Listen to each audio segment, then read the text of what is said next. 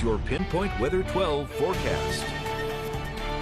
Well, we've been saying it was going to be a 50-50 weekend. Yesterday was the rainy half of the weekend. Today was the sunny and bright and warm half, and it's definitely served up to be that way with temperatures in the 70s this afternoon, bright sunshine, warm, and just a really nice day to get outside and enjoy it after all that rain we saw yesterday. Most areas across southeastern New England got about 2 to 4 inches of rain, so definitely drying things out for today. Looking out at the capital city, things are okay here. Radar check. Again, we are dry. The wet weather that we saw is well out into the Atlantic, so far away you can't even see it on the radar, so that's some good news. It's clearing things out. And again, we're staying dry for tonight and into the beginning of our work week as well. These are the observed highs from today. Temperatures topped out low 70s pretty much across the board, even down to the coastline. So everyone got in on those warmer temperatures. 72 was the high in Providence.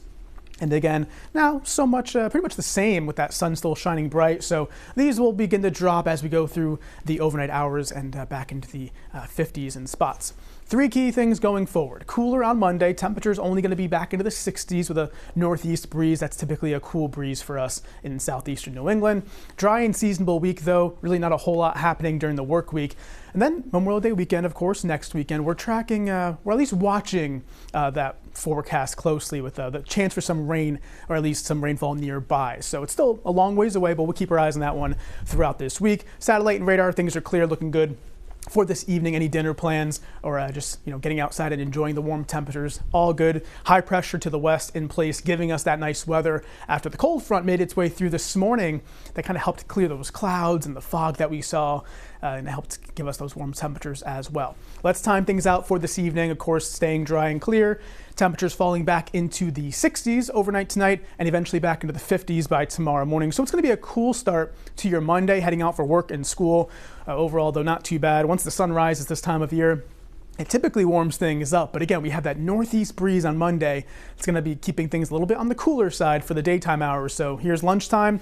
Only in the mid-60s. Our average high this time of year is about 70, so we'll be a few degrees below where we should be during the afternoon hours, but still not so bad with that sunshine. It'll make it feel nicer, at least, even with that northeast wind, and staying quiet and dry right into our Monday night. And that's going to be the theme for most of this week, so definitely the week to be on vacation, enjoying the warm weather.